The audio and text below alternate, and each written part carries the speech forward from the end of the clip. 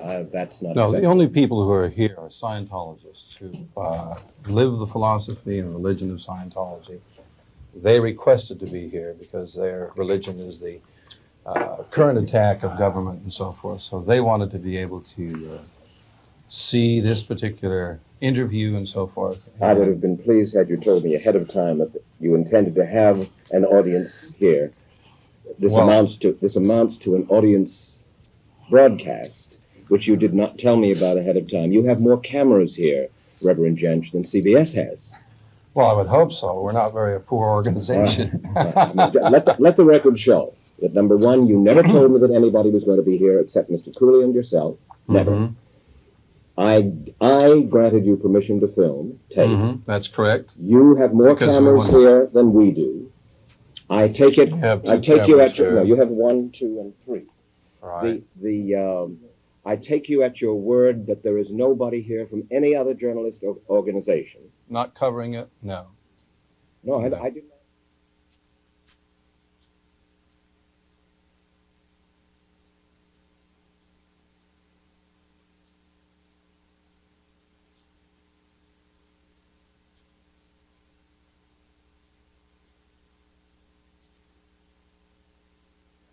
Hi, my name is Heber Jentszch Earle. I'm a producer and director at ABC Sports. I'm here only as a Scientologist. I'm not covering it. I'm just an interested bystander. Is that okay, sir? Well, as I said, I would prefer that we don't ordinarily do our things in front of an audience, but audience is going to see We are it. at the mercy of Reverend Jentszch. And I wish he had been more candid with me ahead of time. Conceivably, we would have come to a different arrangement. So I called him yesterday on some other business and just learned that you were covering the cabinet. Is it okay with you, Mr. Join the crowd. Okay. There are 1, 2, 3, 4, 5, 6, 7, 8, 9, 10, 11, 12, 13, 14, 15, 16. There are about 25 Scientologists in the room. We have a lot more downtown. There's more than 10 of us. Are you about ready to go? Comfortable? I'm ready for the meltdown, man. What's that? I'm ready for the meltdown. He's on the cool side. He's on the cool side. So I'm ready whenever you're ready. If you're comfortable, we'll start. Right. And just for the record. Roll camera. Good morning, Richard. Good morning. Film roll 28, A and B rolls. Well, Mr. Wallace, I'm glad that you can be here with us this morning, and I wanted to be able to, of course, say that there are a few people here, and it's perhaps not what you're accustomed to in terms of people viewing it, but this is our religion, and the people who are members of the religion want to know how it's being treated, how it's being viewed, and so forth. And so they've requested to be here. I'm glad that they could be here. We sit here. Our concern, of course, is that there is a fair balance, that there is a fair presentation about Scientology because of its worldwide implications and its impact on this particular civilization. You're a man who's been a pugilist in these matters probably for 40 years, so it's nothing new to you. You'll understand if I reject the word pugilist. Fine. And as we agreed on the phone, there were agreements that we did make. I did want to make a basic presentation, and Mr. Cooley will make a presentation, so that in terms of the presentation of what we see here as Scientology and what it's doing and what we understand as our particular rights in America under the First Amendment, which we share, the media and religion, I wanted to make the record very clear that we are concerned about the current assaults on religion, the religious bashing concepts that have been going on in America, and we've sort of dissected those. One of the things which I have been concerned with is something which I mentioned to you on the phone, and I sent you copies of this information, a plan which is called the Flint Associated Management Corporation, which is what we call FAMCO, or that's basically what a Boxford lawyer by the name of Michael Flynn, who I believe you've spoken with,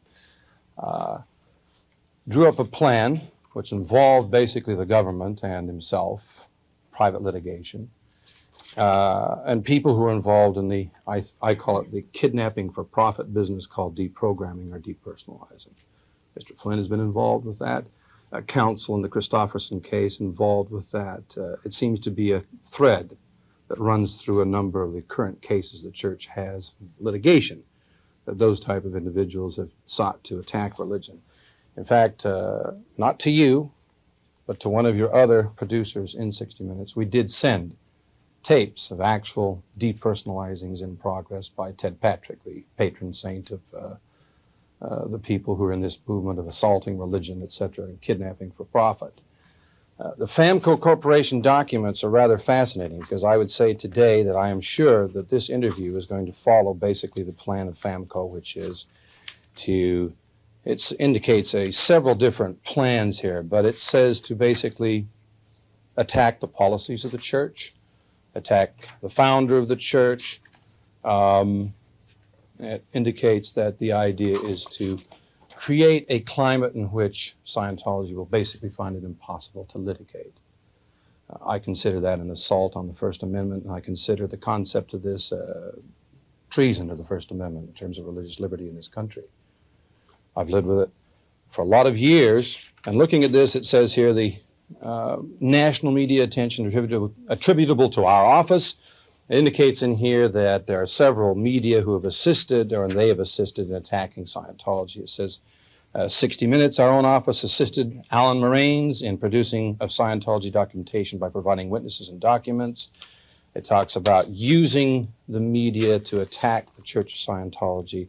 And then it says go through media coverage of trial testimony and evidence, trials of future cases, and then it says to go after L. Ron Hubbard's personal history, and I'm sure we're going to cover that today because it's in the FAMCO documents here. And it says to go into the past history of Scientology, people who leave Scientology, sales techniques, auditing information. It says to bring about these particular portions of this plan. We've lived it. I've lived through it. I've seen this thing in operation, so I'm concerned. It says to create loss of business for Scientology, increased rate of defection, present members are influenced by continual onslaught of bad publicity, potential defectors are influenced and encouraged by existence of organized group of ex-Scientologists who are suing Scientology, and then potential defectors can easily locate and meet with organized Scientologists. I'm saying you're part of it. I don't think you are. But I think that your researchers could have done much better by you by looking at this, presenting that information to you, and giving you an overview of that sort of assault. There's much more here, but basically he indicates he's working with the government, the Internal Revenue Service, the Justice Department, joining against the Church of Scientology in civil litigation, which is against our constitutional rights. And by the way, it's against the law for the government to do that. But they did it in the Christofferson case. And they certainly did it in the Jerry Armstrong case and so forth. In fact, I would assume that the key people that you've interviewed, at least some of them, are people who are government witnesses. Pony show that he's taken around the country and so forth. So the caveat is don't be drawn in by some of the research that's been given you. He indicates that he has the assistance of the Internal Revenue Service here, United States Attorney's Office, representatives of the American Medical Association. I didn't know they were in the business of spiritual counseling technology. Finishing up on FAMCO, what is interesting is that we also have checks from Mr. Flynn paid to known people who have kidnapped and held people against their will. We also have the information in the Christofferson case that Ms. Christofferson was involved in deprogramming herself for money. Her mother, on the stand, indicated she did the same thing. And these are the people who have tried to castigate my religion and castigate the founder of this religion. And I consider it a criminal assault, though, with a much larger purpose than Scientology. The larger purpose is selling stock. FAMCO was to sell stock in an organization designed to remove the First Amendment rights of religion in America. That's what it is. And as we go through today, I'm sure that we'll refer back to various portions of that. In terms of what Scientology has done, it's going to be terribly boring for you because we didn't really go into this. But when you did the show 5 years ago, there was another side which your researchers didn't give you. And the other side to that was simply this, that Scientology has been involved in extensive social reform activities of the government, individuals in government. I wouldn't say the whole of government. We're both wise enough to know that it's more extensive than, it's not just the whole of government, individuals in government. And our concerns have taken this whole area of mind control by the CIA, etc. Our concerns indicate here, the Washington Post, April 22nd, 1980, talks about us exposing the Army report details germ war exercise in New York subway in 1966, how the Army spread subway germs, chemical warfare in the cities, and so forth. The CIA biological warfare, tests linked to Florida whooping cough outbreaks, wherein we found that the CIA went down into Florida with ethnic weapons, viruses, which they could, whooping cough viruses that attacked black children. The death rates went up, 12 deaths that we can document, 300 cases in an epidemic proportion. We exposed that. We recently obtained documents from the FBI who kind of went insane when they found out that we were investigating that type of thing a few years ago. And they didn't want to stop the fact that the CIA had murdered those, and I say murder. The CIA has refused to respond on these questions when they were approached by other media. And they investigated our people for investigating that. Scientology, through the years, has exposed that type of activity. Our social reform actions have attacked the Internal Revenue Service and its policies. In fact, there's United Press International Wire that's come out this morning by Daniel F. Gilmore. It says, Washington UPI, a blistering report to Congress, accuses the Internal Revenue Service of Nazi-like tactics and having gone berserk and totally out of control.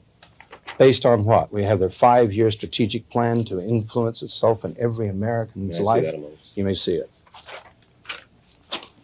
In every part of an American's life with its computerization system.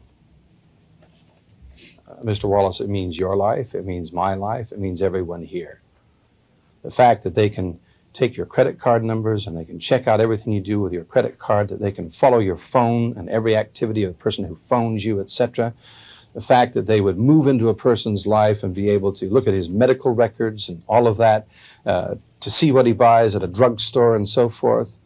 That kind of activity, that dossier system of magnitude, which the average person in the American public would not necessarily understand, I find unconscionable. The church finds it unconscionable. And oddly enough, we're the only ones, along with others, there are some people along with us who have exposed that type of activity. We're concerned. That's our social reform activity. And I'm saying to you, your researchers could have said, Mike, there's another side to this. There's another particular activity to this. I could go on and on and on. Our exposure of psychiatric assaults and abuses in this country start from day one when Mr. Hubbard wrote Dianetics, Modern Science, and Mental Health. Okay? I've personally been involved in exposing murders in mental hospitals here in California. I don't agree with it. I don't think people's rights should be taken away. And I personally, with others, fought for the right of people in the state of California just to say, I don't want electric shock, thank you very much, or I don't want a lobotomy and so forth, because they were giving it to children 1 year of age up here in California. That's all right. I don't think that... I'm almost done. You can keep going. You want me to keep going? Fine. You don't have a transcript of the last broadcast that we do in front of you, perchance, do you? The one you did in 1980? Yeah. Gary, do we have that? Somebody has it there, I gather. You have it in the other office? I have it. Do you need that? Here it is. Got it. Okay, fine. I hope that we're getting this on camera. Is she going to come around and do the same thing for me? Anything you like. All right. You've got a good enough tan. You've been out in the sun. You know, some of us have been in these offices for a long time. Yes. And in the rains of Oregon. Yes. Ready, Mike? Yep. Roll Anytime. cameras. Film roll 29, A and B cameras, marker. So as I was saying, the areas of social reform, the fact that we would have to fight for the right of people just to resist something like psychiatry and so forth. People who've attacked us? Sure. So we went in South Africa, and our people exposed 10,000 blacks in concentration camps, secret camps, mental health camps they called them, in old abandoned mining compounds, which we exposed at the potential loss of life of our people who did it. Within 24 hours, South Africa enacted laws making it illegal for anyone to possess those pictures and so forth. There are major corporations in the United States, including parts of the California government, invested in corporations which have monies into these particular mining camps with 10,000 blacks in them. We exposed all of that. And who did the American Psychiatric Association send down to investigate? According to his personal communication to me, Dr. Lewis Jolin West, one of the top people involved with CIA brainwashing in the United States, and he basically said, well, you know why that's going on down there? They rent these people out. They rent them out. They drive them out in trucks and stuff like that, just like Auschwitz. They rent them out to private industry, and in 1975 posted a $64 million profit renting blacks out in, quote, mental health camps. And if they didn't work, they got electric shock, so forth. We exposed that. That's the Church of Scientology. Nobody else did. And we took on the whole government of South Africa to do it. And we took on the wrath of those corporations which were involved in it to do it. And we'll continue to do it. But that's the other side. That's the other thing that you'll never hear from Raymond Banoon. You're never going to hear from the U.S. Attorney's Office. And you probably won't hear from the Internal Revenue Service because, frankly, they don't care. I bring up Mr. West because he's also a major attacker of religion in Europe and the United States, a psychiatrist. Fine. Finally, I'm a Scientologist. I have been for 18 years. I'm a young man. I think the care of the press have basically said, I know you're looking for the hair. I think the press, you got more than me. I think the press have basically said that, most of the people in Scientology are very, very young. That's true, I am. And there are some people older than me. Not as young as David Miscavige. Or as old as Von Young. Von Young is a friend of mine. Now, the thing is that there are millions of Scientologists who are very happy with Scientology. Millions. Millions and millions. Why? Why? Because it works. Because it's not something that is done to you, which is what psychiatry basically operates on. It is something you do something with. For me personally, I grew up in Utah. I was one of the people who was the recipients of fallout from Yucca Flats. And the wonderfulness of this government chose not to tell the doctors in the area what it was like to get radiation burns over your body from fallout, which I got, and I almost died from. Doctor didn't even know what it was. Had cortisone not been a brand new drug at the time, I would have died 24 hours later. And for years and years, I carried within me the aching bones and the sensation of enormous fatigue from that particular experience. It was Hubbard's technology which alleviated that for the first time in my life. So I'm not a person who's going to be attacking L. Ron Hubbard. And you will find there are others like me for different reasons. Millions? I would say millions, yes. How many millions? Right now there are almost eight card-carrying members of card-carrying Scientology. members. Oh, I see your analogy. No, we don't believe in communism. No. You know and I know that was not meant in that sense. No, I would be curious to know, because no one seems to know just how many Scientologists there are. They're everywhere. Well, I understand. How many? Okay, let's do the figures. We could say there are a great many. We base it on the fact that a person takes some Scientology and uses it in his life. Do you know there are 8 million books sold of Dianetics, Modern Science, and Mental Health, the basic book about the mind, how the mind works, and so forth. There are some 30 million books Mr. Hubbard has published on Scientology and the philosophy of Scientology, its technology.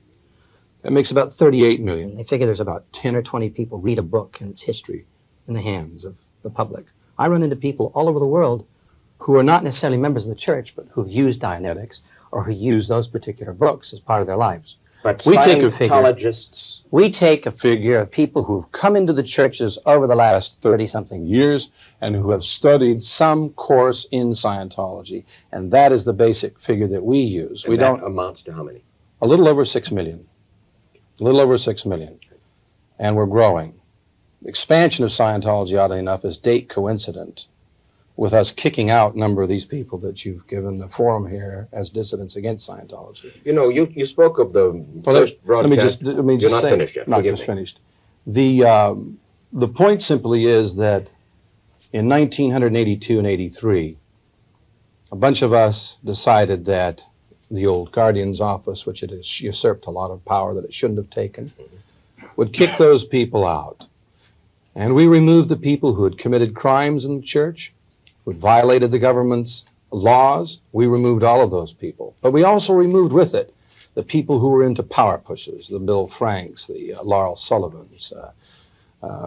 Each one of these people, by the way, seem to escalate their office when they leave the Church of Scientology. They always become a high official. I guess if the media look at it, that's immediately what they want to say. But we went in, we cleaned out those people, and date coincident with that, the expansion of the church has continued on an enormous rate, the highest in its history. New churches, new missions. We're now at about 600-something churches, missions, organizations, internationally. Franchise was a word from the past, and we now call them missions. Yes, Why? franchises. Why did you change from franchise to mission? Option, right to do it, no problem. Because of the overtones somehow in the word franchise that is like a fast food or a restaurant or conceivably a transmission shop for profit. You know, I kind of, when I listen to you, I get the feeling of Mike Wallace walking among mufflers and things like that, and trying to merchandise a religion.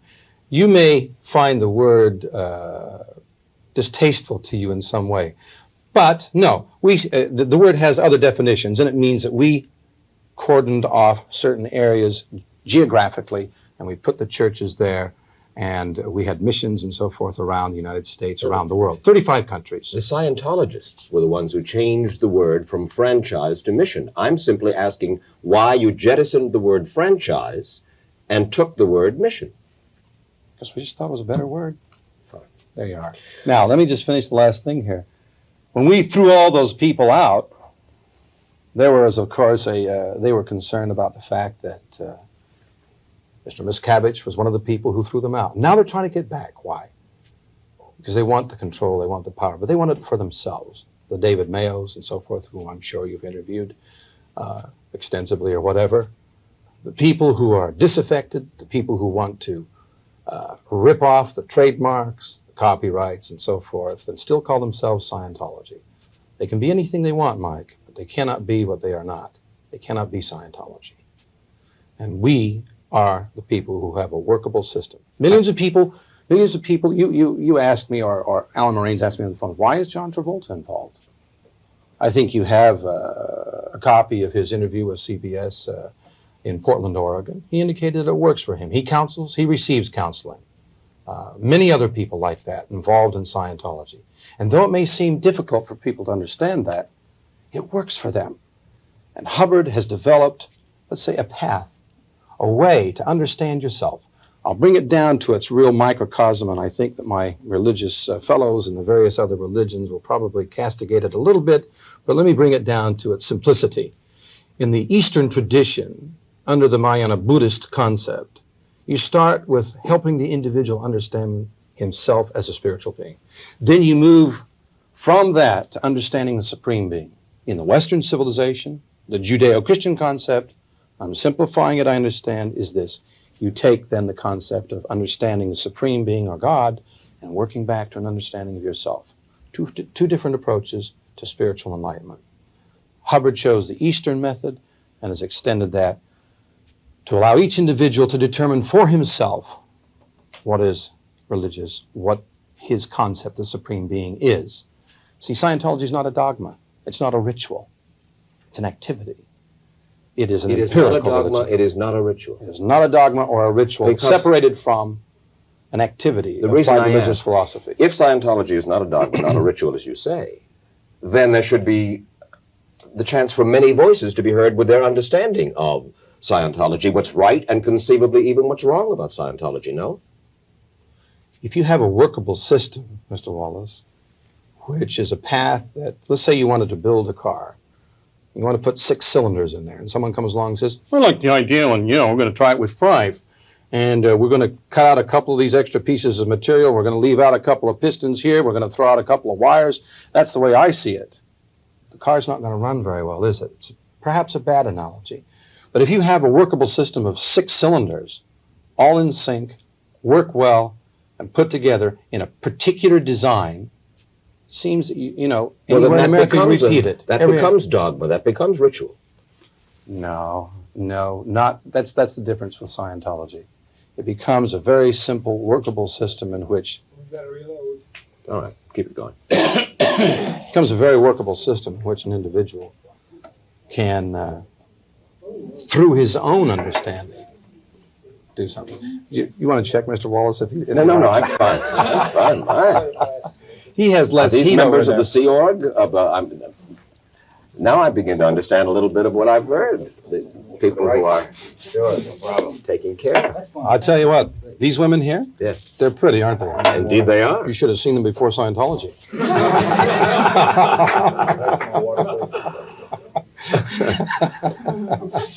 And that's not on film.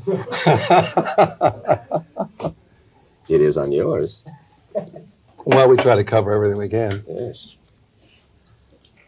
Do you want any fresh, cold water? How long have you been a Scientologist, ma'am? Let's see. Roll camera. 10 years? She's 70 years old. I That's can't, fine, thank you. she's in the way here. Film roll 30, A and B camera marker. All right, we going? Good. So, just, basically what I wanted to say is that because of our cleaning out and purging of those people who were trying to hold Scientology down, you say, well, they should stay there and have an opinion. It's like saying Judas should stay right there next to Christ and keep trying to hang him every day. L. Ron Hubbard is Christ, and they are Judas, Laurel Sullivan, Jerry Armstrong, and so forth.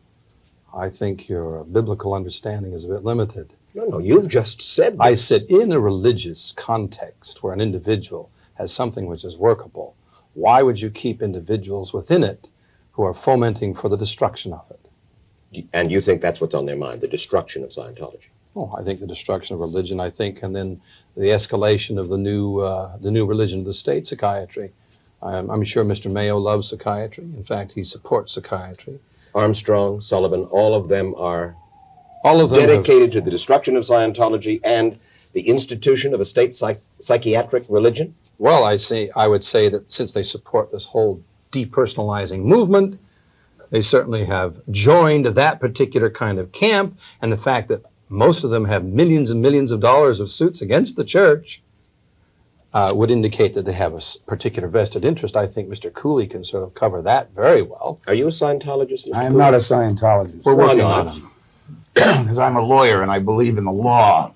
I have not had any religious training in Scientology beyond my reading of the works of L. Ron Hubbard. I find them to be fascinating, powerful theological studies. And I believe in many of the principles of Scientology as workable rules for life. For instance? I believe in the rule and the belief of Scientology that man can improve himself, can better himself.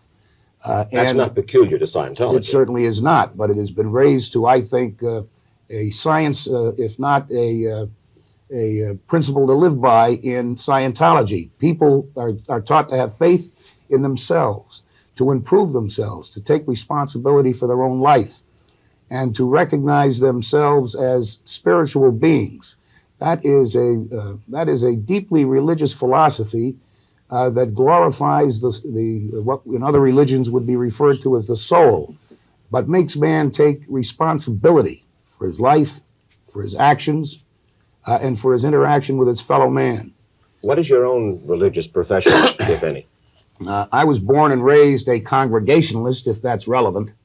I married 27 years ago and started going to the Greek Orthodox Church. I've made a study of comparative religions just as an intellectual exercise that I enjoyed. I subscribe to no specific religious faith. I try to take the best of ethics out of all religions, and I think that that is what L. Ron Hubbard has really done with Scientology. What is your religious faith? I don't think that it's really a matter of you're not interviewing me, I am interviewing you. We would like to interview you, though. Please make an appointment and I'll probably grant it. All right. Well, no, but you had said I could ask you these questions. Yes, of course you can That ask me old devil has questions. put you in a bad spot. Not at Now, all. what is your religion? I am Jewish, but let's really understand each other about this. I have requested an interview. Mm-hmm. You have granted an interview. That's correct. You have brought your people with you. You have your attorney by your side. So let's continue with this, all right? Listen, I congratulate you on being Jewish. I think it's a great faith. I do too. Now, And I would fight to the death for your right to practice your religion. I hope that you won't have to. Now, Well, we may have to. Who knows? In America today. But go ahead, Earl. You were. Yeah, I'd like to carry on, if I might, just a minute, Mike, because you've asked me whether I'm a Scientologist, and I'm not. But I've been involved with Scientology on a professional basis as the counsel for about 8 months. how did you come to represent the Scientologists church? They came to me, and I will waive the attorney-client privilege for this to this limited extent. They came to me and explained to me a situation with which they were confronted, which involved litigation all over the United States that was apparently, and as I learned, actually under the control of one man, Michael Flynn of Boston. The witnesses that were being marshaled against Scientology were all former Scientologists who had left the church or had been purged from the church for activities that the church found were against the best interest of the church and of Scientology, and had been enlisted or gone to Michael Flynn, most of them as his clients, and were then formed into what I referred to in the Gustafson case as the Flynn Six, or a traveling troupe of witnesses that were fungible in case after case, giving the same testimony. Scientology found itself in the position as each case arose, it came to trial or became prepared around the country, having their local counsel who retained reinvent the wheel every time they had to confront these witnesses. They felt that then it was in the best interest of the church to obtain one lawyer to deal with these people wherever they may appear. I was selected as that lawyer, and on that basis, I took some schooling in Scientology and in the methods of attack that have been used against the Church of Scientology for 35 years. I studied these people, and I studied the various cases and litigation that was being sponsored and maintained by Mr. Flynn. And I learned in very short order, in my judgment, that I was dealing with a religion and with a group of people that appear to me to be about the most persecuted and abused religious minority that I have seen or studied in history, with the possible exception of the Jews. And that exception is maybe tenuous. I said to the Scientologists when I first met them, I don't know anything about you, but I know you've had some pretty bad PR. But the one thing that created a presumption in their favor, in my mind, was that I was conscious of a media blitz that occurred against the Church of Scientology in such a compressed period of time that it simply had to be orchestrated.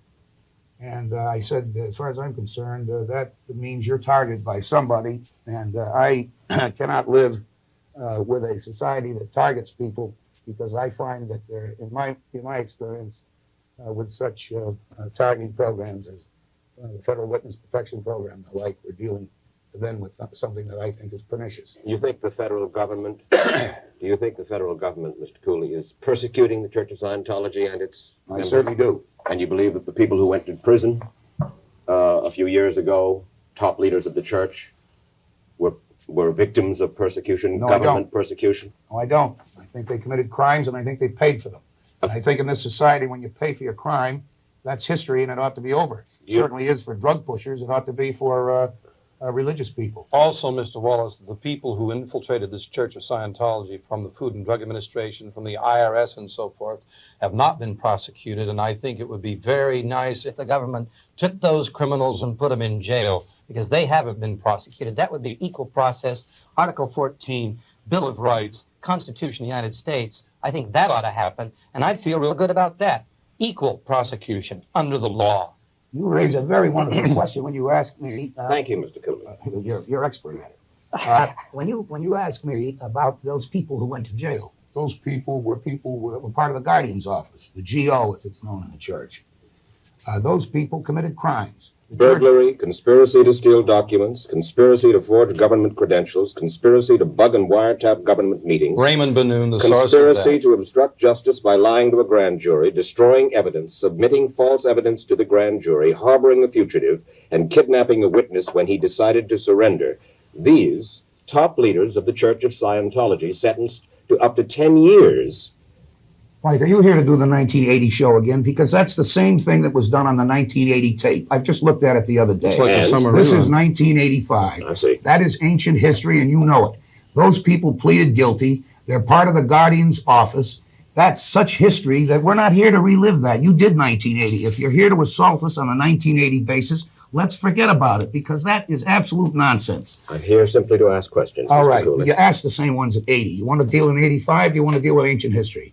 Up to now, we are now almost an hour into our meeting, and I haven't asked but about 2 questions. Oh, you'll get your opportunity, and then you'll get the opportunity to do the final cut, which is the power you have.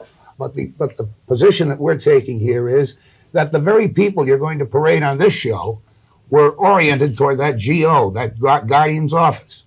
The crimes that were committed by the Guardian's office were acknowledged. The churches live with them. Those people have done their time. The David Miscaviges that you just referred to as being a young man, a young and very able man, and a small group of dedicated Scientologists purged that GO of the people that were committing the things that you are now going to resurrect as history to use against the present day church.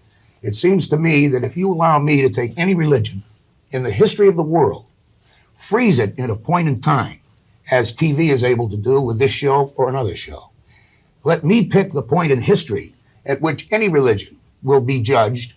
Let me pick the personnel who were in power at the time, and let me mock up a trial against them. I will take Judaism, I will take Buddhism, I will take Christianity, and I will take any religion, and I will convict it at that point in time of horrendous crimes. And then let me put it on a show with the prestige of 60 Minutes, and I will destroy it. That is not fair. That is not what is meant by the First Amendment, and that is not what is meant by the responsibility of journalism. Or one could take journalism and do the same thing. Perfect. Did we roll out in the middle of that? I hope not. No. Good. Excellent. Okay. Raymond Benoon. Requote, 1985. We can get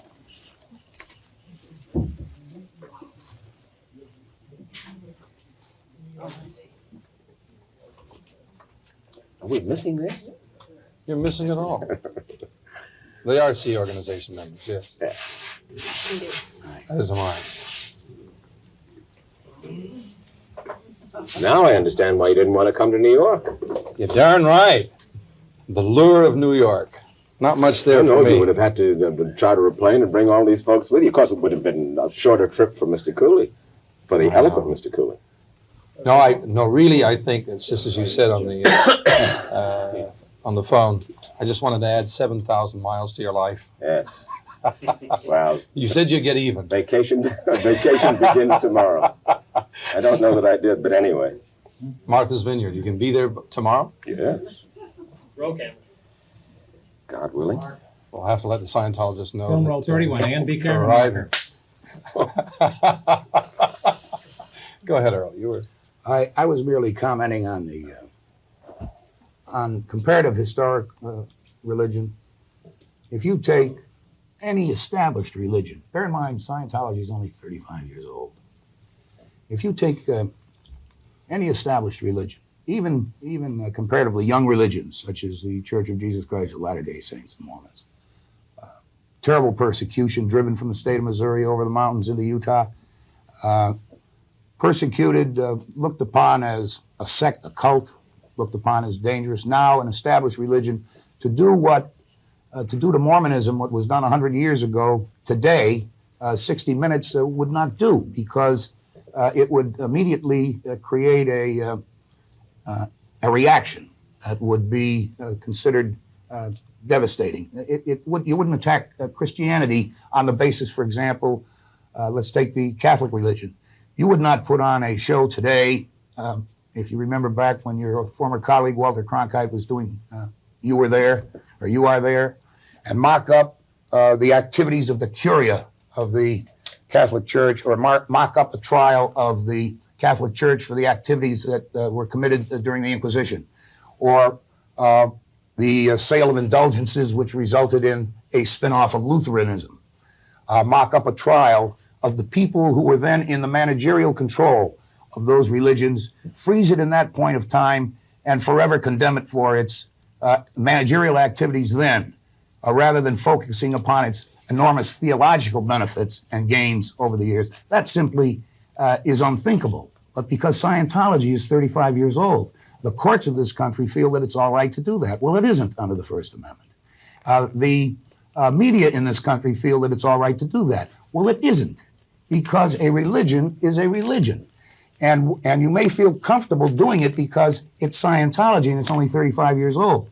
But if it were Christianity, which is 2,000 years old, or Judaism, which is over 5,000 years old, or other established religions, it would be considered really counterproductive for the media to allow such a thing to happen. You know and I know, Mr. Cooley. Or maybe you don't know, but let me tell you that we do undertake not the specific study or the specific inquiry that you're talking about, but on 60 Minutes from time to time, we have come under very close scrutiny by various religions for doing just exactly what you say that we do not do. I was not very popular, for instance, in the American Jewish community because I undertook to do a story about the role of the Jewish minority in Syria. Indeed, the Jewish lobby went after me hot and heavy for a period of a couple of years after that broadcast. That has really very little to do with this. I would like to ask one question that's historical from that 1980 broadcast, with your permission. There was a young man by the name of Ken Whitman, who was at that time, he occupied the exalted post of president of Scientology, which you now occupy. No, he had the office of the Church of Scientology president for the country of the United States. And now you're international. International. Whatever happened to Kenneth Whitman? He's here, living in Los Angeles, working.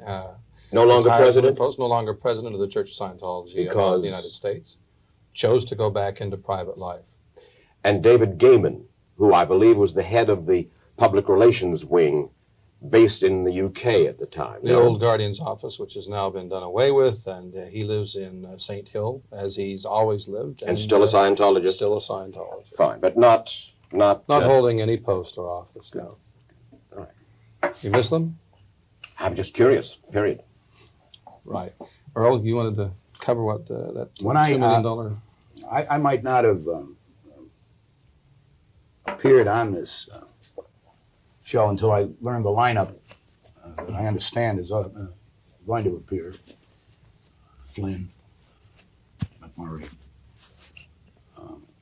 Armstrong, Sullivan, Mayo.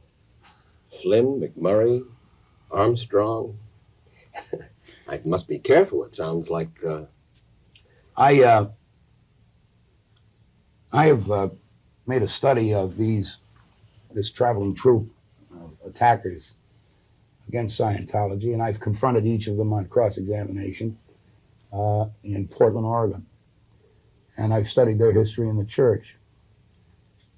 These are the people, aside from the lawyers, McMurray and Flynn, these people that are former Scientologists are the people who lost in a power struggle commencing around July of 1981. These are the people who, from the examination of the records and history that I've made of their presence in Scientology, looked around, found the Guardian's office in the church as the repository of power, decided to push toward that power, were aligned with and supportive of the people whose activities you have just outlined in some detail in the Guardian's office, which has caused the church so much of the trouble and the bad public relations that it has experienced. These people, having been purged from the church, ran from the church and immediately accused the church, who purged them, of the very activities that they were supporting in their power push toward the Guardian's office. None of the people, so that we can keep the record straight, that we're talking about now, none of them were involved in those illegal activities, and none of them went to prison. That is absolutely correct. Illegal activities. These people, at the point at which they were ascending the ladder, or were trying to ascend the ladder of power in the church on their power push, were all pointing toward the Guardian's office. The Guardian's office was viewed by them as the road to power. And they were, when the Guardian's office was brought down by David Miscavige and members of the Commodore's Messengers organization in 1981, it wiped out for these people the direction in which they were going. They floundered around looking for a new source of power, a new source of money acquisition, a new source of control. That's why they were around for a little bit longer. When it failed, they blew the church, or they were purged, and they left and went on the outside. And the first thing you know, they became paragons of virtue, accusing the management that had just cleaned up their act of the very crimes that they were supporting by their support of the rulers of the Guardian's office. Now they appear all over the country, attacking not only those activities, but every aspect of Scientology, not only managerial approach, but they attack it from the point of view of theology. Mr. Cooley, if indeed this traveling troupe that you characterize as such is so untrustworthy, why would a jury up in Portland, Oregon award them $39 million based at least partially on their testimony? Because juries should not be judging religions. This is an obscenity under the Constitution of the United States. It was not religion that was at issue, I believe, in that trial. It was the secular activities of Scientology that were on trial, no? You are completely in error. Every aspect of Scientology, theologically and otherwise, was put under scrutiny, ridiculed, held up to hatred, ridicule, and contempt by these former Scientologists and by Julie Christophs and her counsel. And the jury was allowed to judge a religion for its religious practices as well as for its managerial practices. That should never occur in any court in this United States. And that's what I meant, Mike, when I said to you, allow me to take any religion, freeze it in a point in time, pick which managers will go on trial, pick which activities in the history of the church will come under the microscope, and name any religion you want that's ever lived, and I will destroy it. The United States Constitution was designed to protect against that, and that's been violated. And it's been violated only because Scientology is 35 years old rather than 2,000 years old, and it was a heresy trial we were confronted with. Do you expect any juror in the United States to give a fair trial to ideas that are that appear contrary to its religious beliefs? These jurors were judging Scientology in a context of their own mindset. That isn't fair. It shouldn't be allowed. All right. There was a Stuttgart decision in Germany, which I mentioned to you in a telex the other day. In fact, Garrett, do you have a copy of that Stuttgart decision? This is interesting because basically, in a land which gave rise to the annihilation of 6 million Jews, which changed its laws, which attacked new religions, in which the only organized movement against Hitler in 1934 occurred in a little town called Barmen in the Ruhr Valley, in which Pastor Niemöller, in which Erich Bonhoeffer, and a few others came up against. There was the only organized resistance to all of it. In that country, which did away with the laws governing religion, and then after the war, the laws were reconstituted, and religious freedom was instituted. It's interesting where they looked at this whole issue of bringing dissidents in here to basically attack religion. And I can say to you that they indicate in this document that You cannot have dissidents testifying against a church and get a fair trial. They have another purpose of being there than the exposition, the free interchange of ideas about what is a religion and what is not a religion. But even that should not be the issue, because America is the only country in the world that has that experiment of a First Amendment which allows that plurality of religion. When are we going to be able, sir, really, to get to the interview? Oh, about 5 minutes, Earl. You want I to mean, cover by your that $2 own, million check? I am trying very religiously to Religiously, well, that's good. to abide by your ground rules. Fine. And we are abiding by them. That's good. And one of the ground rules was that you were going to lecture for about a half an hour. And now it's already 45 to 50 minutes. Well, you asked a few questions in there. I know, but really, can we begin?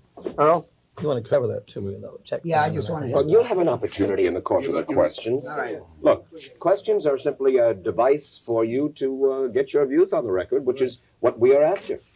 All right, you bring out the $2 million check, so we'll be all right. Fine. Can we then begin now? All right. You want to cover anything else, sir? No, that's all right. We'll get to it. All right. And if we don't get to it, you can bring it up at the end if that's agreeable. That's because fine. I'm an older man, and you know I may be at the meltdown stage very shortly. I don't think so. Okay. All right. Here we go. Stand by. Okay. Oh, we're reloading here. Hold it just a second. It's done. Oh, it's Sound done? roll 9, Thank you very much. Film roll 32, A and B camera marker. Why? Could I just ask this one question on Surely. FAMCO, which is not on the record? It indicates that per Mr. Flynn, and he sent this out to a number of lawyers across the country, he also had this as a secret plan, which was basically to attack Scientology. He indicates the assistance of 60 Minutes and Mr. Moraines in accomplishing this. And he indicates the areas of potential attack, talking about the Guardian's office, talking about policies of the church out of context and so forth, talking about our claims and so forth, financial policies, so on and so on and so on. Is it your position then that this is just the mad maunderings of a person? He also indicates that he has the assistance of the members of the Internal Revenue Service and so forth. And I know little about that, really. That is not, I don't know what Mr. Flynn does. I am not inside Mr. Flynn's mind. He has been treated by us as a source along with other sources. On one occasion on the telephone, Mr. Jentszch, Reverend Jentszch, you said to me that Flynn had told you that I had tried to purchase stock or something. He had offered stock in FAMCO to you is what he told me. What did he tell you? The stock was never mentioned in any of our conversations. I was unaware of stock. But you told me, forgive me, you told me that I had was simply untrue. I have never had any discussion about stock in FAMCO, didn't know that stock was available in FAMCO. And as I told you, I believe I have had conceivably 10, 15 minutes with Mr. Flynn, period. Now, can we now go So this plan, Flynn Associated Management Corporation, of dissecting, of assaulting the church, in which he indicates that Mr. Moraines and 60 Minutes are involved in assisting him in this process, you say that you know nothing about that. Mr. Moraines and I are involved in trying to do a piece for 60 Minutes, period. And we are treating Flynn, Jentszch, Cooley, and the others whom we speak on this broadcast all in the same way as potential sources of information so that we can do an accurate story. And so FAMCO has nothing to do with you personally. Oh, Lord, no. And 60 Minutes disowns any relationship to the Flynn Associated Management Corporation. And by relationship, you mean? This operation against our religion, this plan of attack on the religion. It is so ludicrous as to not even merit serious talk. It's also a bad investment. Well, that would not necessarily disqualify me. All right, now, can we go? Let's go. Because you have to Why catch a is it- plane at 3 o'clock. I had hoped 1 o'clock, but it looks like that's beyond belief. Now, the man behind you, L. Ron Hubbard, do you know him? Yes. See him? Never met him, but I know him. Never met him. The president of the Church of Scientology never met the man? You know, that's an interesting question. I would like to meet Mr. Hubbard, and I probably will sometime. But I know him, I think, better than most people will ever know him, because I know him through his books, and I know him through the counseling I've received, and I know him through what he has done in my life. So I know that man very, very well. Have you ever read a book about Scientology? yes. Which one? Why? Which one? Please. Which book? I have read in Scientology, I've read Dianetics, but really, this The is... full book. I don't want to suggest that I went to sleep from time to time during the reading of the book, but really, It's because you had let's misunderstood words. let's really conduct. I have up to now tried to live by your ground rules. Now I would like you to live by the ground rules which were implicit between us. Right. And that is that this is going to be my interview of you, Mr. Jentszch, assisted when you become inarticulate by your friend Cooley. Oh, I see. That's the old split, divide, and conquer They'll never concept. split us, never. No, I think we're together for a long time. All right. Go ahead, Mr. Wallace. I'm Do your best. I'm asking you what manner of man, but you What manner of man? I think he's probably one of the greatest men that ever lived. I think that what you see and hear all through this place are recognitions for what he has done in the area of drug rehabilitation, what he has done in the areas of education, the recognition of cities and mayors and governors and so forth, and individuals whose lives have been changed. And I think you can always, in this particular society, go out and find someone. I'm sure there are a few people who do not like Mike Wallace. I imagine you could scratch a few and find a few. I don't know whether Westmoreland thinks a great deal about you right now. Maybe you become friends. I don't know. But I'm sure that any person who is in the public eye can have people who are adverse to his existence and what he's doing. But Mr. Hubbard, unequivocally, has impacted this civilization, in my estimation, more greatly than anyone I've ever met. why has he not met you, him? Why is he a recluse? A recluse? No, I think he's a man, as they decided in the Riverside Court, that he has a right to privacy. It's America. This is not Russia. And he has a right to privacy. This man is concerned with research on the areas of the human spirit. He's done it his whole life. It's been his life's work to assist people. And he's chosen to take a little sabbatical and do that, and to continue writing. You know that he has bestsellers on the bestseller lists last year, all over the country, all over the world. When did He's he a very last well appear published. when did he last appear in public? Oh, I would say it was probably 4 or 5 years ago. Where? California. He was doing films in California, shooting films for the Church of Scientology, a number of people working with him. Is it conceivable that you would make him available, or he might become available for this broadcast? I wouldn't want Mr. Hubbard, I can't speak for him, first of all. I don't think he'd be interested. I don't think this is a show that's concerned with religion that much. And I don't think it's a show in which, I think when Mr. Hubbard decides, Mr. Wallace, to make an appearance, it's going to be a much larger appearance than something like 60 Minutes. Does he run the Church of Scientology or any of its subsidiary organizations? No, and you'll find all these dissidents who leave and they'll scream and yell. And they'll say, well, yeah, he really does. You know, and what I find fascinating about this, 6 million people, 600 organizations, and what they're saying is, this man can run it all by himself. I think that's phenomenal. And I think that he has great abilities. Does he have no role in the running of the Church of Scientology or any of its subsidiary organizations? I have the office of wearing the hat of signing the checks, of opening the accounts, as every single church around the world. Each person has that responsibility, has the corporate responsibilities, and what we are bound together by, which I think the public doesn't understand, is that there are basic policies, and it comes back to what Scientology is, a workable capability to change the conditions in one's life. We have policies written by Hubbard which gives anyone the capability to run a church, to develop a church, to expand the religion, etc. So in that sense, Mr. Hubbard's influence is very strong. You still follow Hubbard policy? Absolutely. When he says about fair game, or it is published by him, people may be deprived of property or injured by any means by any Scientology without any discipline of the Scientologist, may be tricked, sued, lied to, or destroyed.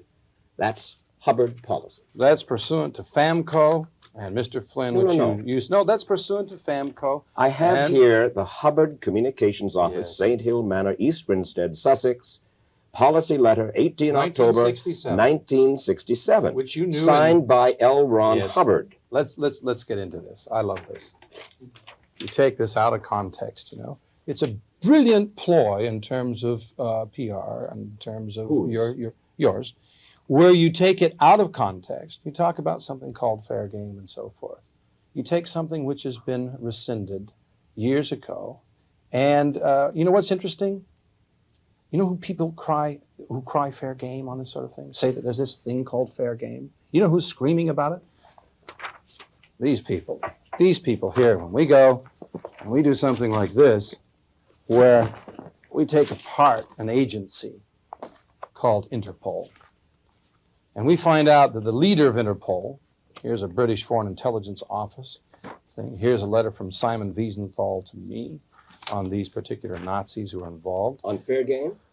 Oh, they claim, you know, Interpol calls it fair game. When we expose the fact that SS officers running Interpol are working in this country where they can take your file, my file, where they work with Russian countries, where they work with known terrorist nations and so forth, and we expose, well, wait a minute, let me finish, because you're saying it's terrible to expose this. No, you're I'm saying, asking the question. They claim that that's fair game, and I'll tell you this. We're going to continue to expose the CIA. That's not even this is not even in extent right now. And of course, you know, this is a replay of 1985. I told you he'd bring this up, you know. May I? Alan Moranis got a hold of this from who? From Flynn. Wait a minute, it's right here in FAMCO. You've got to follow your FAMCO plan, and there it is, fair game. It is a so court. you're right back to it. It is a court. I love it. I love it. And when It's a canceled policy, Mike. it says cancellation of fair game, Mr. Cooley, the practice of declaring people fair game will cease. Fair game may not appear on any ethics order. It causes bad public relations. It sure You're did. darn right, It's because you people don't understand it. And wait just a moment. Mike, you Then- don't understand it. Then just you a don't moment. understand it. May The I guy- just continue Let me one finish, more line? because it's out of context. May I please continue one more line? Well- as long as it's out of context, I'll give you an opportunity to explain it. I'll give you an opportunity to continue your out of This context. policy letter does not cancel any policy on the treatment or handling of an SP, a suppressive person. So what the cancellation is, in word, because it causes bad public relations. Fine. I knew you had to go back to FAMCO. Just knew it. I knew it.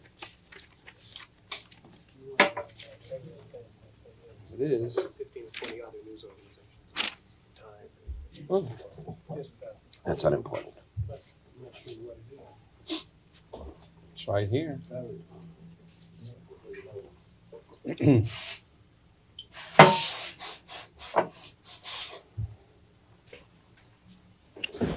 Let me pick that up. What you get? Quick piece of paper.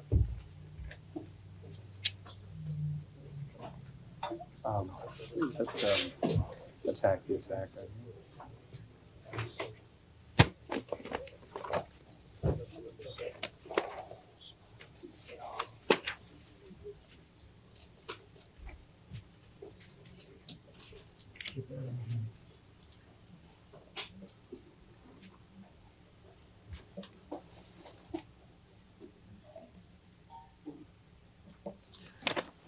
Sure, we have at least one more piece. You know what I'm saying? Even if we have to. Okay. Film roll 33, NB camera marker only. So, this policy letter does not cancel any policy on the treatment or handling of a suppressive person.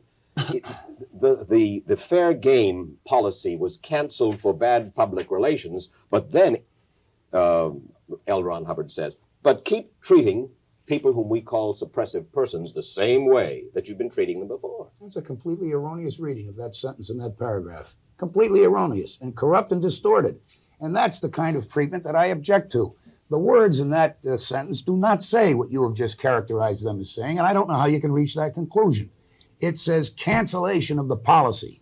It then explains the reason that the policy is canceled. Bad and unless public you are relations. able to, what's that? bad Of public course, that's a relations? perfectly legitimate reason to cancel something Not for because fairness, not for decency, but for bad public Earl, relations. let me deal with this. Let's just go back to your own religion, the Jewish tradition, and let's go back 3,000 years from the Talmud and say something which could be taken out of context and look far more evil and far more colored than what you're doing. Rabbi Eliezer said, and David said to Saul, according to the law, you deserve to be slain since you are a pursuer. And the Torah has said, if one comes to kill you, rise up and kill him first. But let's go further. The Torah decreed, if he come to slay thee, forestall by slaying him. Let's go to Exodus 2:11-14. When Moses had grown up, he went out to his kinfolk and witnessed their toil. He saw an Egyptian beating a Hebrew. He struck down the Egyptian and hid him in the sand. Moses in Egypt was attacking the attacker or something like that. And if you want to take the Maccabees, who managed to beat back huge armies, redeem their capital city, preserve their culture and so forth, I can take it out of context and make it look very, very suspicious, Mr. Wallace. How do you want to respond to that? Now, I can just take it and turn it back to you and say, you're a Jew. How do you respond to this thing?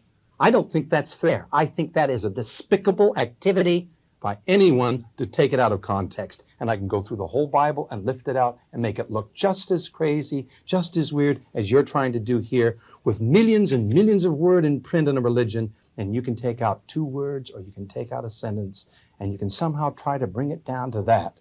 I think that's a disservice to you. I think you're far more intelligent than that. But I think you ought to take a look at the mitzvah.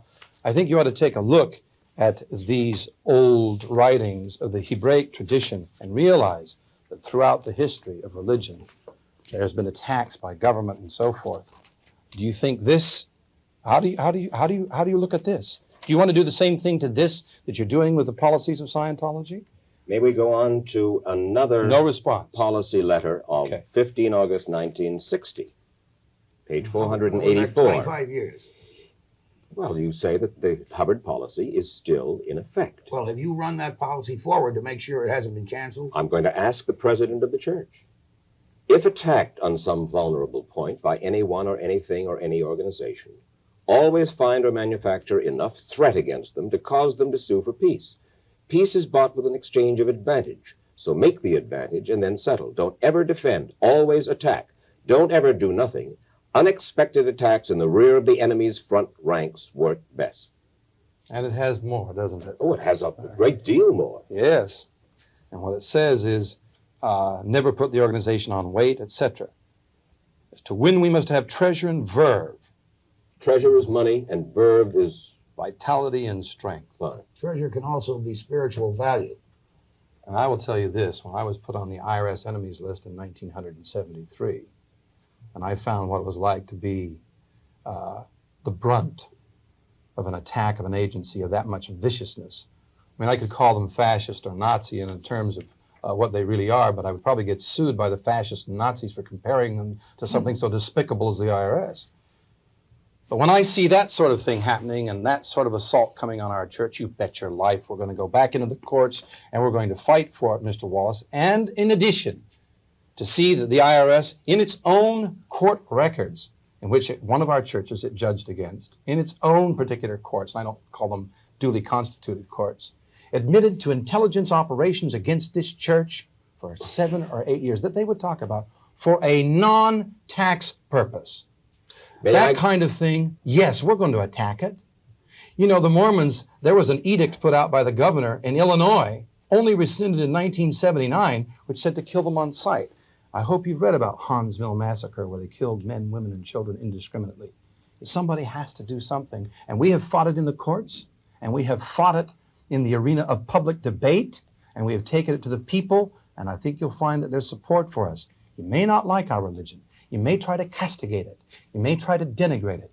You may try to bring down the image of Mr. Hubbard, but you cannot change what has happened in the hearts and minds of every single Scientologist who has had benefit from this man and what he's done.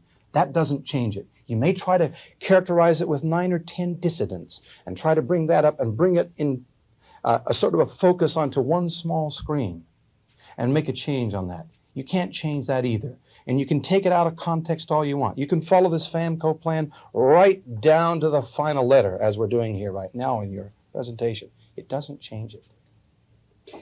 Can I address the attacker for a moment? That's the issue you were just raising, was it not? Attack the attacker is nothing more than an expression of how to deal with a situation when you are assaulted by just about every foul means that could be raised against you. Your religion is assaulted. That's, for instance, what foul means. When you are smeared, just a moment, by federal agencies, how about fellow Scientologists? How about defected Scientologists who have left the church in a disappointed way after an attempt to take over the power, the money, and the control of the church, and now find themselves out of a job and out of power? They attack. That's the reason. Are there incentives at all under scrutiny, Mr. Wallace? What is the power? What is the money that they're after? They were after control of the church through the guardian's office, which they perceived as the best avenue to that control. After all, to what end? To what end? Mr. Hubbard, as you may be aware, is 74 years of age. People who have power on their minds look forward to what might happen if a power vacuum is suddenly created and they are there to seize it at the appropriate time, and at that point in time, the assets and the wealth of the church come under their centralized control. Two questions. Which is what Jerry Armstrong was saying in his surreptitious interview, which was taken to this man, and saying that the IRS would assist him. Two questions. Does Mr. Hubbard run the church? Mr. Hubbard does not run the church in a managerial sense. But as you know, Mr. Hubbard is the source of all technology, to use a different word, theology. As that source, Mr. Hubbard is the revered founder of this church. Since he is the author of the theology which these people live by, of course, he is the leader and the man who is revered in a theological sense. He does not manage this church in any respect, and I can tell you that because I reviewed the documents. So, these people, these dissidents, who are after overturning Miscavige and the brokers and the Jentszchs and the various other people. Well, they were overturned by them, and now they're on the outside attacking because they've got nowhere else to go, and they have almost $1 billion in lawsuits against this church, which gives them a pretty good incentive to attack. And they're after the power and the money. They lost that. Now they're outside attacking. They're the losers in the power struggle. I say they continue to be after the power and the money, or they were after the power and the money? They're after it now through lawsuits. How much money? Oh, I would say the total amount now is close to $1 billion that is out there in litigation, which these people are the dog and pony witnesses that run around the country with have testimony will travel. And how much money does the church possess? I have no idea. And furthermore, even if I did, I wouldn't tell you. It's none of your business. How much do you possess, Mike? No, is that a fair question? In other words, fair question. And when we do our interview, I'll give you an answer. No, but you would say I could ask you these questions. No, but Omar Garrison, a friend of yours. At one time, members of the church told 60 Minutes that Mr. Garrison was an objective, honest reporter. Who were those members? He's written several books that were rather supportive of Scientology and its apparent plight. Mm-hmm. Right? Whatever happened to the Church of Scientology and Omar Garrison? Well, you spoke with Mr. Garrison, obviously. I'm asking for your point of view, Reverend Jentszch. Right. And what does Mr. Garrison say? What's his view of this? He has some interesting things to say. Mm-hmm. He says that a good many of the things that he believed about L. Ron Hubbard simply were untrue. Mm-hmm. And when he began to find that they were simply untrue, he looked more deeply and became somewhat disillusioned. For instance, Hubbard's claim that he fought in 5 theaters in World War II, false. Never fought in any theater of World War II. Are you attributing that to Mr. Garrison, Just a moment. Statement? Just a Garrison? Our ground rules require you to furnish us with the documentation on which you're basing questions, and I'd like to see it. You said that you would in a telex to us. Now, if you want to make these allegations, I think you're being sandbagged by your own researchers. You want to make the allegations, show me the documentation that shows that that's false. I'm not First of all, sure. I want to make certain, Mike, because you've made a quantum jump here. You've swung into some questioning here, and I want to make sure I understand. Are you attributing that statement to Garrison, that Garrison said that is a false statement that he found in his research? Mr.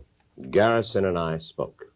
I do not have a transcript of the Garrison interview in front of me. If indeed we have it, I will give you word for word what he told me, because you wanted documentation, and then you can handle it as such. Richard?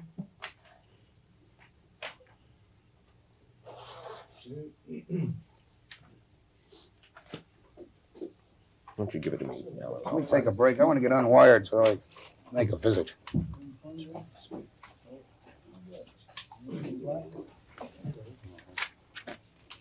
Yeah, I got it. No, yeah, I got to take a break. I must. Get all you get into. Okay. I'm not gonna get it. That's All right. Earl wants to get up there. and do it. Let me just find here.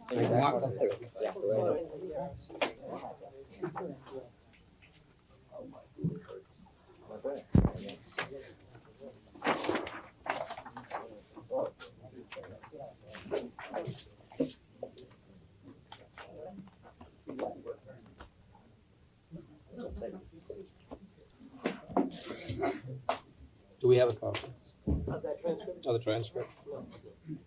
You don't have I'll give it. I'll give you the the, Book, chapter, and verse. partial settlement. Hmm? I think what is at issue again is the settlement that Garrison made in terms of some of that.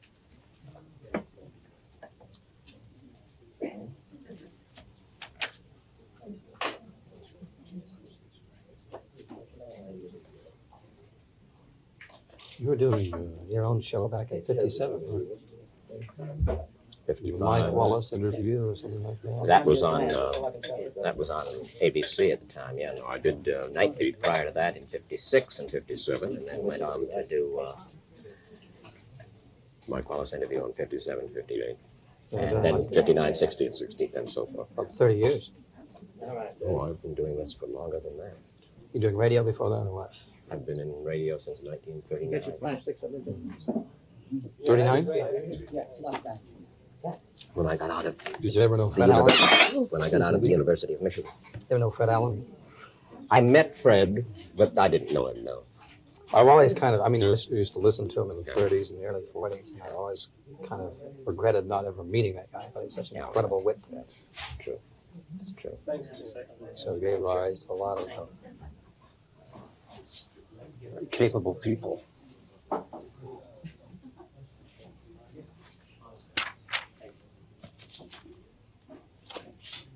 You don't have an extra copy of that, Alan? No, but we will, you'll get an opportunity to Mhm. hear exactly what it is. I don't know if this is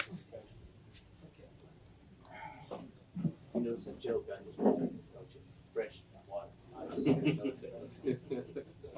I've been out in the field a couple of times. Yeah.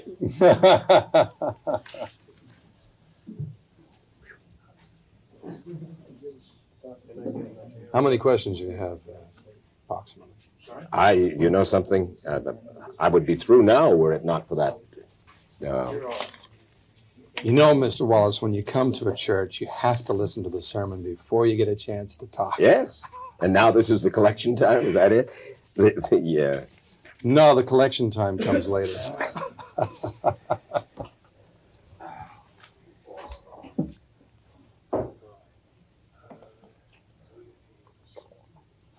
true false thing. You just have 2 seconds ago. No, that's not it. Yes, it is. Okay. Here we go. The gentleman. You feeling better? I feel fine. Good. Earl, I missed you.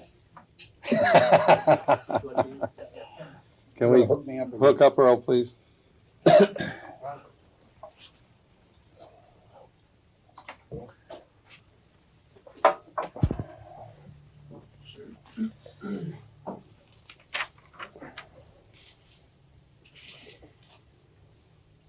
Roll camera. A and B camera, roll 34, marker. All right. You know, of course, that we interviewed Omar Garrison. Mm-hmm. We were informed of that, yeah. Mr. Moraines mentioned that, or Moranis. He claimed he fought in 5 theaters in World War II, is my question. Garrison, not true. Did he fight in any theater in World War II?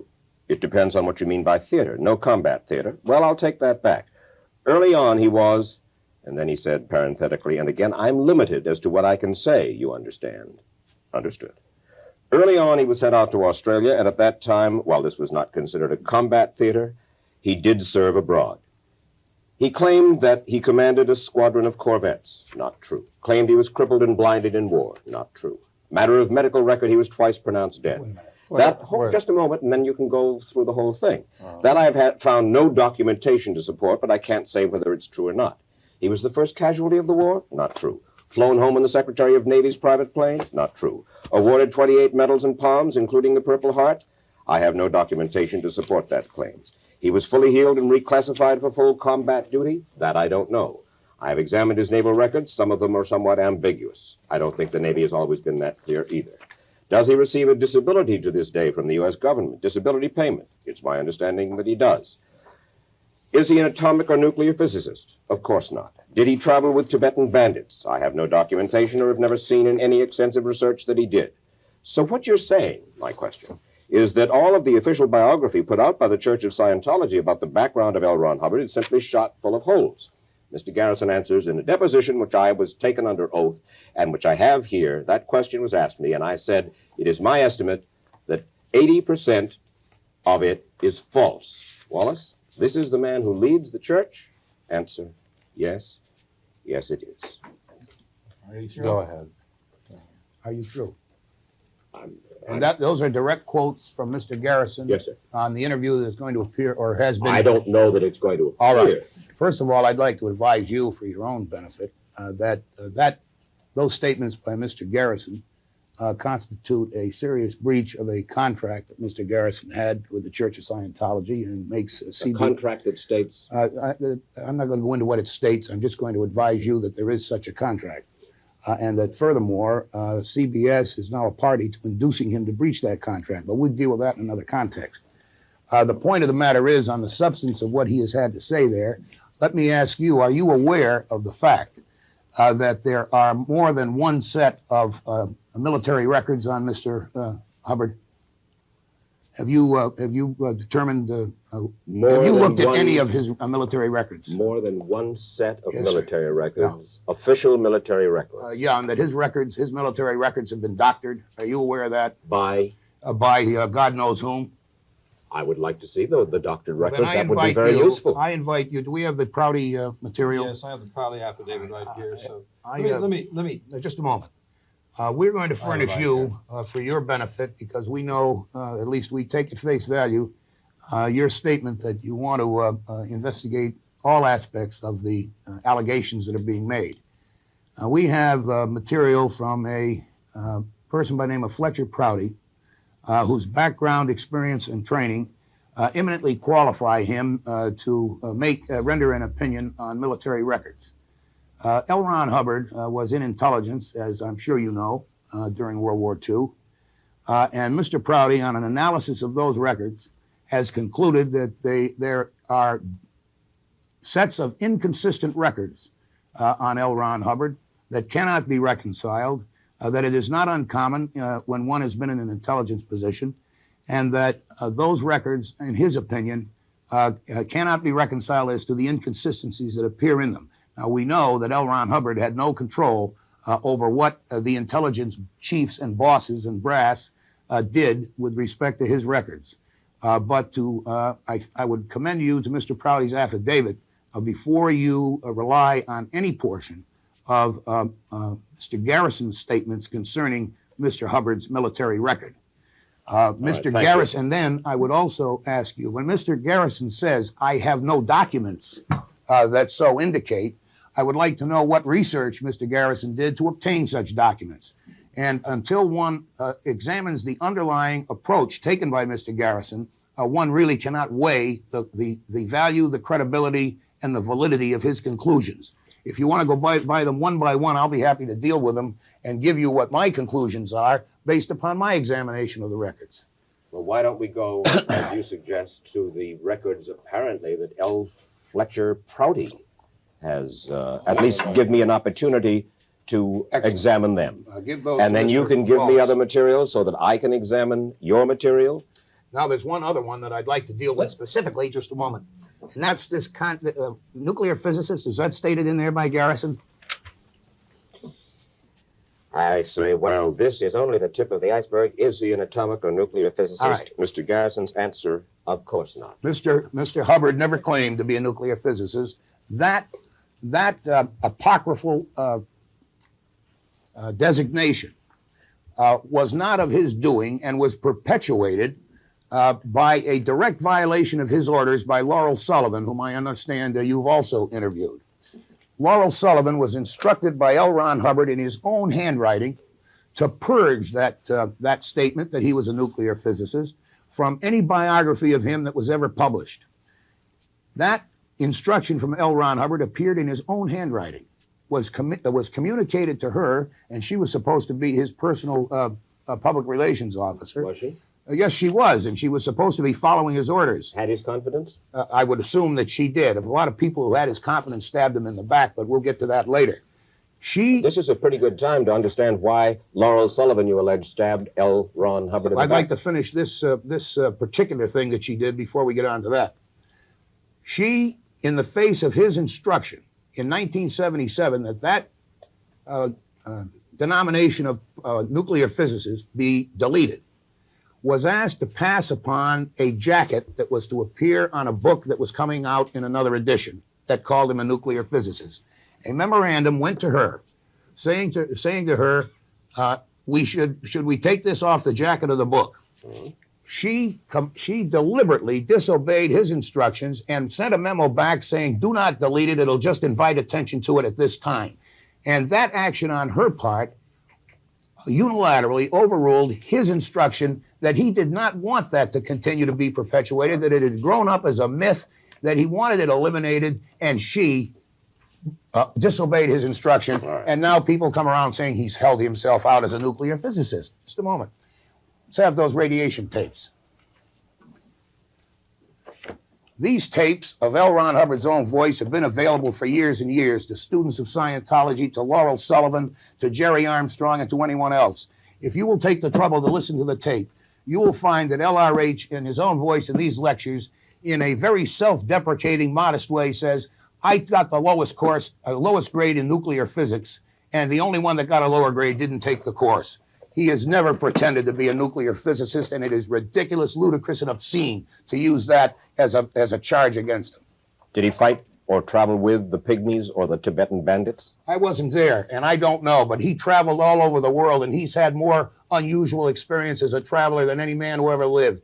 And he might very well have, but legend may grow up, and he's the first one to admit it. Legend, rumor, grows up around any charismatic leader, any leader in the world, and particularly any religious leader. And if he were to spend his time attempting to refute every allegation made against him, good and bad, he would have no time to write the technology and to develop the philosophy that has helped millions and millions of people. He has not even taken the time to respond to and write against the lies against him that are adverse to him. Did you see the film Hang done? on 1 second. Wait just a moment, please. No, let me just add to Please, this. Reverend Jentszch. You've got Laurel Sullivan as a quote and Mr. Garrison as a quote, and you've accepted it as gospel. In her own words here on the 10 June 1981 about this thing about physicists, she says, I have trepidations about changing nuclear physicists, as to do so admits there was something wrong with it. But on the other hand, I cannot document a degree for him in the subject. Therefore, as a physicist by definition is a scientist who specializes in physics, and scientist by definition is an expert in science, and degrees are not really mentioned, I guess we will be able to use nuclear physicists with that alone. It's lousy documentation, but it will have to do, so leave it as nuclear physicists. That's 4 years after she was told to delete it by LRH. Exactly. So, you pick this up. May I now? May I? You may go ahead. Thank you. L. Ron Hubbard. Wait a minute. How do you respond to that? I'm show you a I'm going to do it right now. I show you a document. I'm going to put on the record. Mind you, there's no necessity for me to respond. Respond are the people who are, in your words, attacking L. Ron Hubbard. I see. I'm a reporter. Viewpoint of Thank you. Dialectical materialist. Thank you very much. Says, L. Ron. Let's let it collide here and see if we get something new. L. Ron Hubbard, one of America's first nuclear physicists. What are you quoting from now, Mike? Famed, I'll show it to you. Famed about author radiation? and explorer, exactly, has comprehensively It's a short life tape you got there. It's a film. No. This.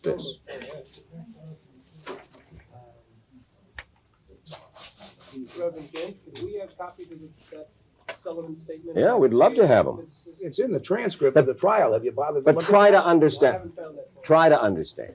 Please, I please try to You hate understand. L. Ron Hubbard, you hate Scientology, you hate religion. None of the above is true. None of the above is true. And I ask you to understand that I am asking you for information, Mr. Cooley for information, just as I ask the others for information. I am not a partisan one way or the other, and I'm sure that you understand that. But just so the people who are watching this film will understand. They'll get a chance to see it. Thank you very much. We don't do a commercial for Coke, though.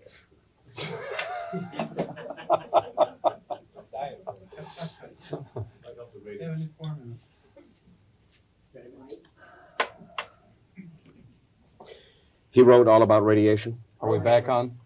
Film roll 35. Film roll 35. A and B camera marker. One point of housekeeping. Garrison had the opportunity to personally interview L. Ron Hubbard, and he refused. Why did he refuse?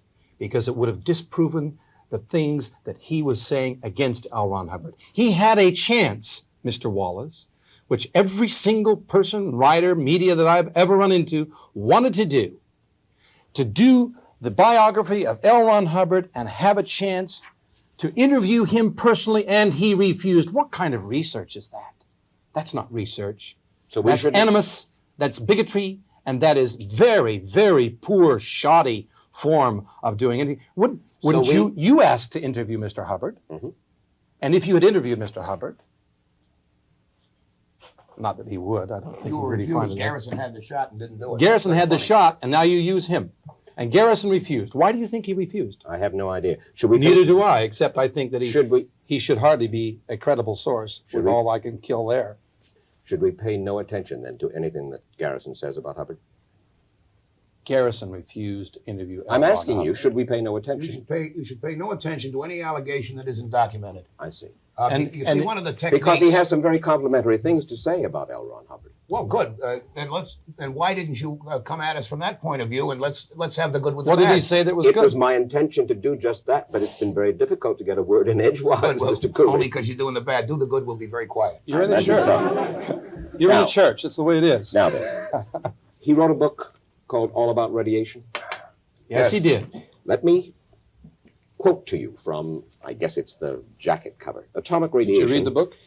No. Atomic radiation is a subject which interests the mind of every thinking man and woman of this world. In this book, we have the sane and sober views of a medical doctor on the physical facts and consequences of the actual atomic blast and the diseases resulting from it.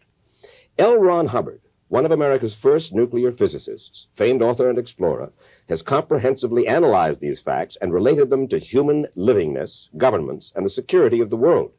These facts, when presented at the Congress on Nuclear Radiation and Health at the Royal Empire Society Hall, London, so impressed parliamentary figures that they requested immediate transcription of these features. Here they are presented to the reader in book form. This, mind you, from the fellow who apparently flunked out. Is this the jacket? Yep. That's the jacket Laurel Sullivan refused to change. Oh, I see. That's the jacket that she perpetuated in the edition that came out, I forget whether 79 or 80, in the face of instructions from L. Ron Hubbard that he is not to be described as a nuclear physicist. She let it run. Well, if What's he the date of flunked out, this? if he flunked out on He never flunked out. Well, he then- flunked the course, that's for sure. Why would he be writing about it in this learned way? And why would the Congress on Nuclear Radiation and Health of the Royal Empire Society in London, or at the Royal Empire Society Hall in London, so impress parliamentary figures that they, et cetera, et cetera, et You know cetera? that Einstein was considered a dunce, flunked many courses because he could not conform to the way that courses were presented. Einstein was considered a little bit retarded when he was in school, you know, Really? because he was so far ahead of his contemporaries. I see. One does not have to have academic credentials to become a philosopher or to become learned in an area. Just a Mengele moment. has a degree. May I point He's this a out? psychiatrist. Mengele has a degree. Thomas Edison was a dropout. He was considered also retarded. He had no formal education, only the greatest inventor in the history of the world. L. Ron Hubbard when he took that nuclear physics course, you got to remember what year it was. It was in the early 30s. Did he go to Princeton? Yes, he did. Under the auspices of the Navy, he took a course at Princeton during World War II. Did he graduate from George Washington University? He did not graduate.